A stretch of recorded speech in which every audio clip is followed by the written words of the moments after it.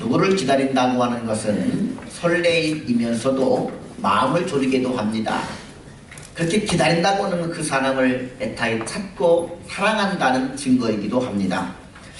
그런데 그 기다림의 결과에 따라서 우리의 마음은 사뭇 다른 결과를 나오기도 합니다. 저는 어릴 때 어머니를 참 많이 기다렸어요. 몸이 아프셔서 오랜 동안 병원에 입원하신 어머님 빨리 퇴원하여 오기를 기다리기도 했고, 그 어머니가 5일 장날에 많은 곡식을 머리에 이고 곡식을 팔러 나가서 저녁 때가 될 때에 맛있는 과자도 사오고 사탕도 사오기를 기다리고 있었어요. 때로는 막차를 놓치셔서 먼 2, 3리 길을 걸어오시게 됩니다. 밤늦게 당도할 때까지 우리는 졸음과 사투를 치르면서 어머니를 기다려요. 늦게 오신 어머니가 미안하다고 머리를 쓰다듬으면서 다 식은 호떡과 그리고 사탕을 내놓을 때가 되면 모든 시름은 다 잊어버리고 그때처럼 행복한 적이 없었습니다. 기다리는 님이 올 때 만나서 참 행복하지요.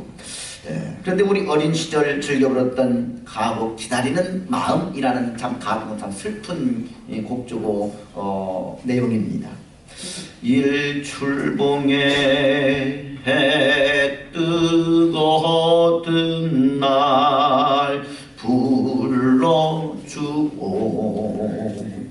월출봉에 달 뜨거든 날 불러주오, 기다려도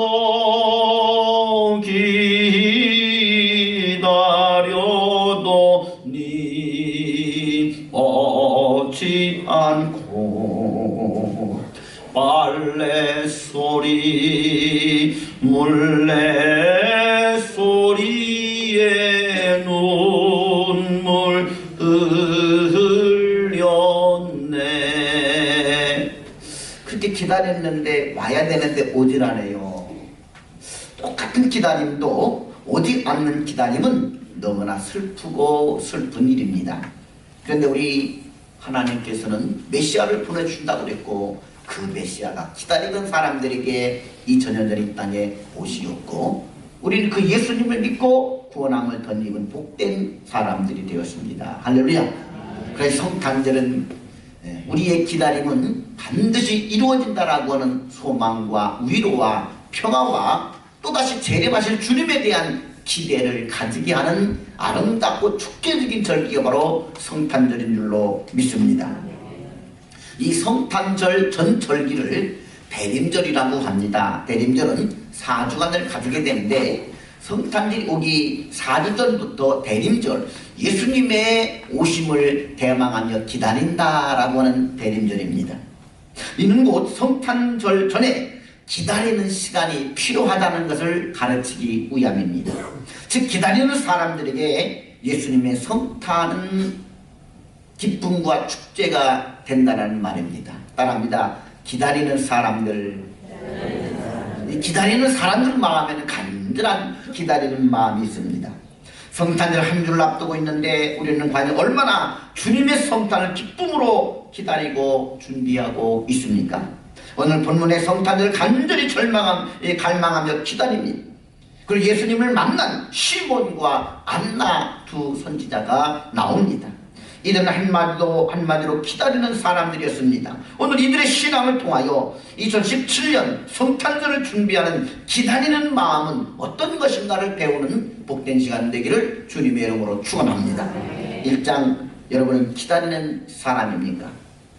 당신은 말라기 선지자 이후 400여 년간 아무런 예언이 없어서 성경이 기록되지 않은 기간입니다. 이를 가리켜서 영적인 암흑기다 이렇게 이야기합니다. 어둠이 깊으면 깊을수록 사람들은 새벽을 갈망하듯이 영적인 암흑기가 100년, 200년, 300년 지속될수록 유대인들은 간절히 메시아를 갈망하며 기다렸습니다. 그런데 막상 예수님께서 이 땅에 탄생하셨을 때 아기 예수님이 그리스도이심을 알아보는 사람들이 거의 없었다고 하는 것은 참으로 의아합니다. 그러는 와중에도 아기 예수가 그리스도인 것을 알아보았던 두 사람이 있었는데 그들이 바로 오늘 본문의 시몬과 안나 선지자들입니다. 이들은 어떻게 아기 예수님을 보고 이분이 우리가 기다리던 메시아라는 사실을 알 수가 있었습니까? 그들은 한마디로 기다리는 사람들이었기 때문입니다. 그들은 어떻게 기다렸기에 예수님을 알아볼 수가 있었습니까? 25절에 보면 시몬에 대해 이렇게 말합니다. 이 사람은 의롭고 경건하여 이스라엘의 의로를 기다리는 자라 성령이 그 위에 계시더라 라고 말했으며 37절 안나 선지자에 대해 말하기를 성전을 떠나지 아니하여 주야로 금식하며 기도함으로 섬기더라. 성령의 지시를 받아서 금식하며 주야로 봉사하며 섬기면서 주님을 기다렸다는 것입니다. 이들의 기다림은 다른 사람들과는 사뭇 다른 기다림이었던 걸 알 수가 있습니다. 사람들도 이들의 기다림을 알았고 더더욱 우리 주님은 이들이 얼마만큼 사모하며 주님이 오심을 기다리는가를 잘 알았고 이들을 만나 주신 것입니다. 사랑하는 성도 여러분, 진정한 성탄의 은혜를 여러분들은 누리고 싶으십니까? 그러면 먼저 기다리는 마음이 분명히 여러분들 마음 가운데 있어야 될 줄로 믿습니다. 그때 그 마음에 예수님의 성탄이 새롭게 임하게 되고 성탄의 축복이 여러분과 여러분의 인생과 여러분의 가정에 충만히 임할 줄로 믿습니다. 고린도후서 13장 5절은 이렇게 말합니다. 너희는 믿음 안에 있는가? 너희 자신을 시험하고 너희 자신을 확증하라. 예수 그리스도께서 너희 안에 계신 줄을 너희가 스스로 알지 못하느냐? 그렇지 않으면 너희는 버림받은 자니라. 버림받은 자. 여러분, 우리가 분명히 가족이라는 공동체가 있어요. 근데 또 자식이 속을 썩이면 너 버리고 엄마 떠난다. 가끔 이런 얘기를 엄마들이 해요. 또 너무 화가 나면 아버지는 뭐라고 하느냐? 내 보직에서 너를 지워버린 너를 버린다. 이런 얘기를 합니다. 버린다는 것, 버린다는 것, 이것만큼 우리를 아프게 하는 것이 없어요. 내가 버려진 사람이다. 하나님이 뭐라고 얘기하느냐? 너희는 버림받은 자니라. 누구 보고 얘기하느냐? 예수 그리스도께서 너희 안에 계신 줄 너희 스스로 알지 못하느냐? 예수님이 너희 안에 계신데, 예수님이 너희 안에 분명히 있는데 너희가 그를 알지 못하고 확증하지 아니하면 너는 버린 자가 된다. 한마디로 주님은 계속해서 강조하는 것이 뭐냐? 그래서 너희는 고린도 교회 성도들을 얘기합니다. 너희 속에 예수님이 있는데, 너희 마음에 예수님이 있는데 너희들은 왜 그것을 알지 못하고 살아가느냐? 그럼 너희들은 버림받은 자다. 우리가 보통 사랑 고백할 때 그런 얘기합니다. 내 눈에 너 있다. 이 말은 널 그만큼 사랑한다 라는 말이죠. 우리 마음에 예수님이 계십니까? 고린도서 1장 27절은 말합니다. 하나님이 그들로 하여금 이 비밀의 영광이 이방인 가운데 얼마나 풍성한지를 알게 하려 하심이라. 이 비밀은 너희 안에 계신 그리스도니 곧 영광의 소망이지라. 할렐루야.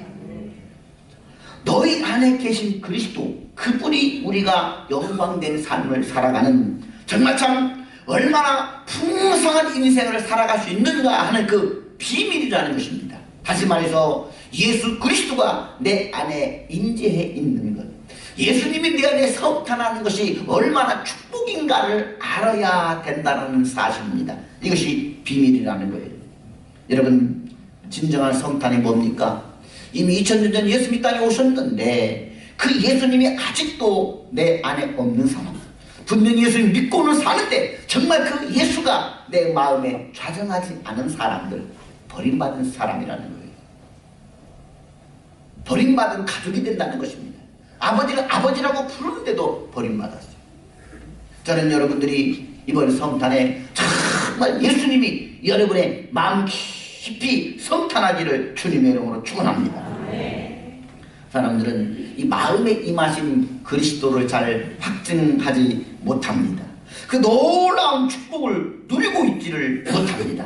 마음의 성탄이 임하였다는 확신이 없는 분들에게 확인하고 싶은 것이 하나가 있습니다. 정말 여러분은 주님이 마음에 임하시기를 사모하고 계십니까? 정말 예수님이 여러분들의 마음의 왕으로 임하시기를 여러분 정말 사모하며 기다리는 사람입니까? 안타깝게도 많은 그리스도인들이 하루하루 세상 사람들과 똑같이 살아갑니다. 성탄절이 오는 것을 달력으로만 보고 아는 사람이 있습니다.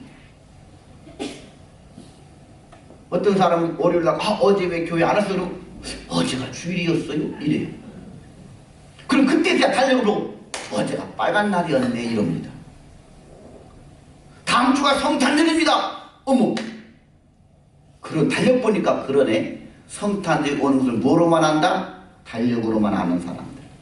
이런 사람은 기다림이 없는 사람입니다. 이유가 있습니다. 주 예수님이 마음에 임하시는 것이 얼마나 놀라운 축복인가를 모르기 때문에 그냥 성탄절이 달력으로만 지나가는 빨간 날이기만 하다는 것이지요. 예수님께서 지옥에 간 부자와 천국에 간 거지 나사로 이야기를 누가복음에서 말씀하고 계셨습니다. 이 교훈이 무엇입니까? 부자는 지옥 같고 거지는 천국 같다는 것입니까? 아닙니다. 영생의 세계가 있다는 것입니다. 영생의 세계가 있고 그 축복을 얻기 위하여 이 땅에 사는 날 동안 그 천국을 사모하며 준비해야 된다는 것입니다.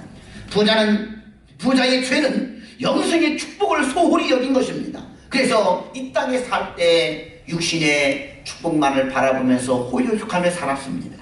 비록 거지 나사로는 거지로 살되 천국을 소망하며 영생을 소망하며 살았다는 것입니다. 영생은 가장 비참한 인생을 살았던 나사로도 행복했다라고 말할 수 있게 만드는 것입니다. 모든 것을 누리며 최고의 인생을 살았던 부자도 사실은 불행한 사람이었다고 자신있게 말하는 것, 그것이 바로 영생이라는 것입니다. 부자는 그것을 몰랐던 것입니다. 안타까운 것은 이 은혜를 모르는 그리스도인들이 너무나 많이 있다는 것입니다. 그러니 예수 그리스도를 믿고서도 이 땅에서 조금 더 편하고 쉽게 십자가 없는, 예수가 없는 삶을 살고 있다는 것입니다. 그 결과가 무엇입니까? 세상 사람과 다른 것이 없는 사람이 되어버린 것입니다. 우리 예수 믿는 사람이 세상 사람과 별로 다른 것이 없다는 것이에요. 초대교회 당시에는 세상 사람들이 그리스도인들을 욕하고 비방했고 때리고 핍박했습니다. 하지만 그리스도인들은 핍박을 받는, 자기를 핍박하는 그 사람을 용서했습니다. 그리고는 사랑했습니다. 재산도 명예도 다 잃어버리고 자기 목숨까지도 아끼지 않는 그리스도인들을 세상 사람들은 도무지 이해할 수가 없었습니다. 너는 왜 항상 웃니? 슬퍼도 눈물 나도? 너는 왜 항상 감사하니? 아무것도 없는데도? 너는 왜 기뻐하니? 마음이 괴로운데도? 너는 왜 나를 사랑하고 용서하니? 내가 너를 핍박하고 내가 너를 때리는데도 도저히 이해할 수가 없었습니다. 그러면서 서서히 그리스도인들이 두려워지기 시작했습니다. 위기의식을 느끼기 시작했습니다. 그들이 믿는 것이 진짜 같았기 때문입니다. 저들이 가짜 예수를 믿는다면, 저들이 가짜로 부활한 예수를 믿는다면 저렇게는 살지 않을 것이다. 저들이 믿는 예수는 정말 진짜 같구나. 할렐루야.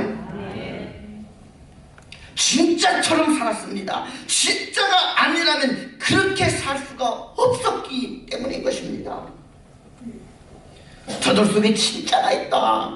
저들이 믿는 예수는 참으로 진짜다. 그러면 예수가 누구냐? 너희들이 소망하는 그 소망이 도대체 무엇이란 말이냐?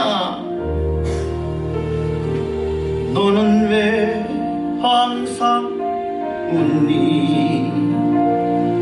슬퍼도 눈물 나도 남들은 모를 거야. 왠지 좋아, 항상 좋아. 무엇이 그리 좋은지 나도 알게 되다오. 너와 나 만나려고 주 예수님 모셨단다. 참 기뻐, 항상 기뻐서, 항상 웃고 항상 찬송. 아멘 아멘. 정말 좋아 왠지 좋아 또 기뻐서 찬송하네 너는 뭘 감사하니 아무것도 없는데도 남들은 모를 거야 왠지 좋아 항상 좋아 무엇이 그리 좋은지 나도 알게 되다오 너와 나 만나려고 주 예수님 오셨단다 참 기뻐 왠지 기뻐서 항상 웃고 항상 찬송 정말 좋아 왠지 좋아 또 기뻐서 찬송하네 너는 왜 기뻐하니 마음이 괴로워도 남들은 모를 거야 왠지 좋아 항상 좋아 무엇이 그리 좋은지 나도 알게 해다오 너와 나 데려가려 주 예수님 오셨단다 참 기뻐 왠지 기뻐서 항상 웃고 항상 찬송 정말 좋아 왠지 좋아 또 기뻐서 찬송하네 아멘. 당시 세상 사람들이 크리스찬들에게 너희들은 왜 이렇게 항상 웃니? 너희들이 말하는 소망이 무엇이냐? 그 소망을 자꾸 물었어요. 그러자 베드로 사도가 소망의 이유를 묻는 사람들에게 항상 대답할 말을 준비하라 이렇게 베드로전 3장 15절에서 분명하고 있습니다. 오늘 교회와 그리스도인들의 문제는 세상 사람들이 그리스도인들에게 너희들이 믿는 예수가 누구냐? 너희들에게는 소망이 무엇이냐? 그 소망의 이유를 물어오지 않는다는 것입니다. 우리가 찾아가서 우리가 만난 예수님이 얼마나 좋은지 분명히 말해주겠다고 해도 오히려 거부합니다. 소망을 물으러 오는 것이 아니라 가서 얘기를 해도 듣지를 않는다는 거예요. 우리가 찾아가서 얘기해도 저들에게는 별로 궁금한 것이 없다는 것입니다. 왜 그럴까요? 예수 믿는다고 하는 크리스찬들을 보니까 자기들과 다를 것이 없다고 보기 때문입니다. 똑같이 근심하고 똑같이 안달하고 똑같이 좋아하고 똑같이 슬퍼하니 말입니다. 슬퍼하는 게 똑같아요. 감사하는 게 똑같아요. 기뻐하는 게 똑같아요. 짜증내고 그리고 뭔가 이렇게 이 안달하고 하는 것이 자주가 똑같다는 것입니다. 그러니까 궁금할 게 없다는 것입니다. 세상 사람이 있다고 우리에게 물어봅니다. 하나님 보여주세요. 그러면 믿겠습니다. 우리는 아주 성경 내용을 잘 대답합니다. 하나님을 보면 죽어요. 그래서 보여줄 수가 없어요. 넌센스입니다. 정말 저들이 하나님을 보여달라는 이유가 정말 보고 싶어서가 아닙니다. 저들도 그 정도로는 아닙니다. 그런데도 왜 보여달라고 하는지 압니까? 그것은 정말 너희들이 하나님을 믿는다고 한다면, 정말 너희들이 하나님을 믿고 하나님이 너희 마음에 있다고 한다고 한다면 하나님을 믿고 사는 너희들의 모습을 보여달라는 거예요. 나는 너에게도 그것을 볼 수가 없다는 얘기입니다. 우리가 하나님이 계시다 분명히 말했습니다. 우리가 그 하나님을 믿는다고 말했기 때문에 믿는 너희들이 다른 건 뭐냐, 그 말인 것입니다. 그러니 하나님을 너희들의 삶을 통해서 보여달라는 것이지요. 성경 우리에게 너희 그리스도의 편지라고 그랬어요. 너희 그리스도의 향기라고 그랬어요. 내가 너를 보니 예수의 향기가 나지 않는다. 너를 보니 그리스도의 편지로서 그를 읽을 수가 없다. 다른 게 뭐냐? 너와 나가 다른 게 뭐냐? 결국 우리를 비꼬는 말입니다. 사랑하는 성도 여러분, 우리는 이런 우리 자신에 대한 안타까움을 느낄 수 있기를 주님의 이름으로 축원합니다. 이것이 정말 예수 믿는 삶일까? 이것이 전부일까? 이렇게 살다가 죽어도 과연 되는 것일까? 주여! 제게 진정한 예수 믿는 은혜를 허락하여 주옵소서.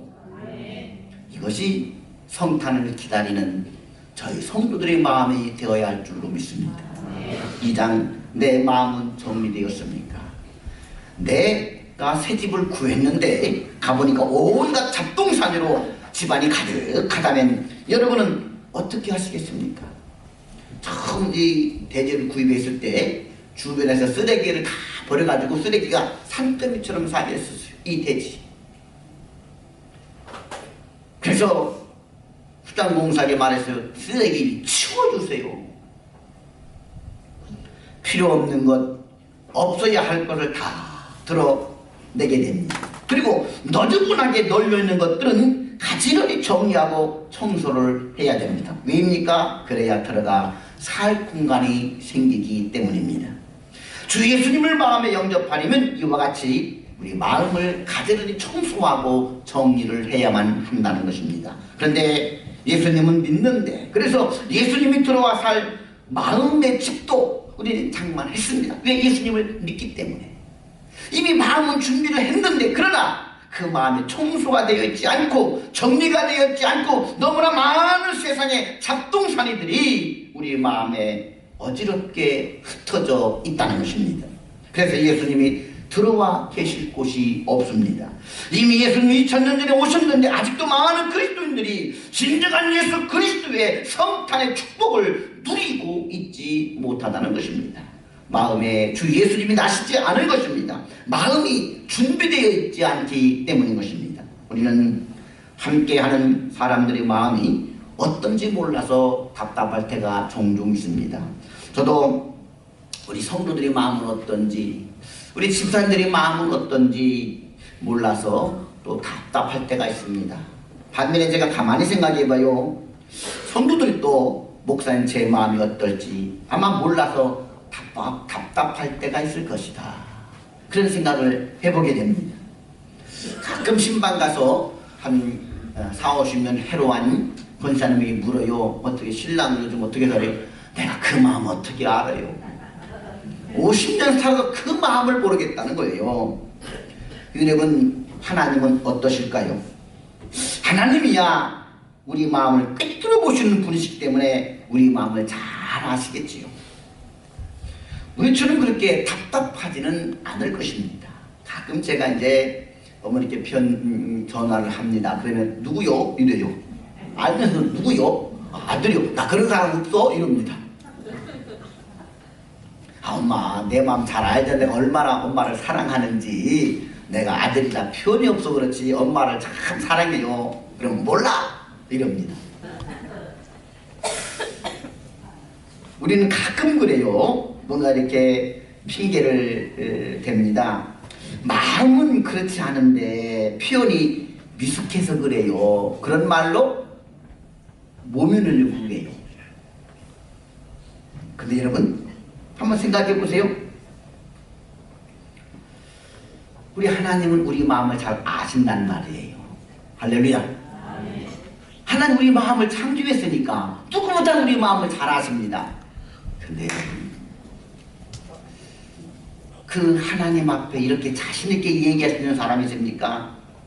하나님 마음은 그렇지 않은데 표현이 미숙해서요. 우리 마음을 모르는 사람들이야 속여 넘어갈 수가 있어요.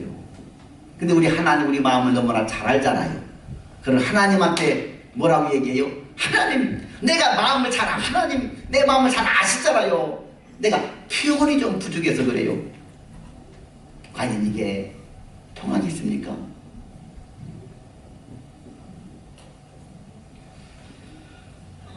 정말 여러분 이렇게 자신있게 말할 수 있는 사람이 있겠느냐 그 말이에요. 오늘 본문 35절에 보면 예수님은 마음과 생각을 드러내는 분이시라고 분명히 나오고 있습니다.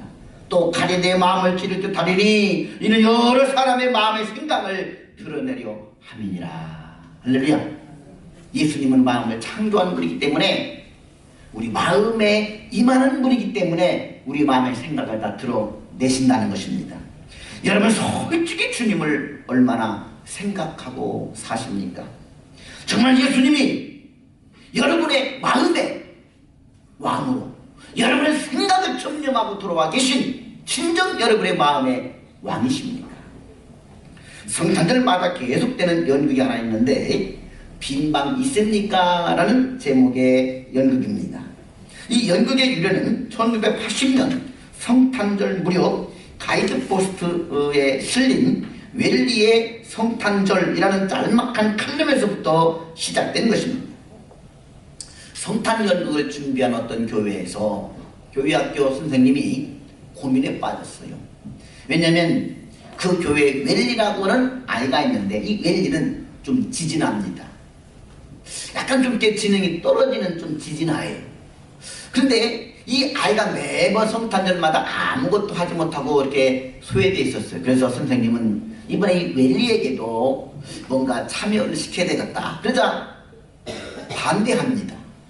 선생님들도 반대하고 아이들도 반대해요. 그 반대를 무릅쓰고 선생님은 웰리에게 성탄연극 배역 하나를 줍니다. 왜? 다른 연극은 많이 소화하지 못하니까 짤막한 아주 단극 하나 줍니다. 여관 주인. 여관 주인의 대사는 단순합니다. 방 없어요? 딴 데 가보세요. 문 탁 닫는 거. 그러면 끝나는 거예요. 이걸 몇 주간 연습시키는 거예요. 방 없어요? 딴 데 가보세요? 얼마나 단순한 단역입니까? 그도 웰리는 연극하게 된 게 너무나 기쁩니다. 드디어 성탄 이브 날 24일 날 저녁에 온 가족들이 모이고 엄마 아빠들이 모이고 드디어 주니어 대학생들이 선극을 합니다. 마리아와 요셉이가 만삭이 된 마리아를 데리고 여관문을 두드립니다. 방 있어요?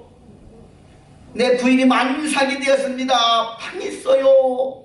그러자 드디어 웰리가 등장합니다. 좀 지진한 웰리가 코질질 흘리며 등장하더니 드디어 대사를 합니다. 방 없어요. 다른 데 가보세요. 여기까지 잘했어요. 그리고는 다시 들어와야 되거든요. 무대 뒤로. 무대 뒤로 들어오다가 갑자기 웰리가 뒤를 돌아봅니다. 마리아와 요셉은 뒤돌아갑니다. 그러다 눈물을 글썽이면서 잠깐만요. 마리아 요셉 가지 말아요. 우리 집에 빈 방이 있어요.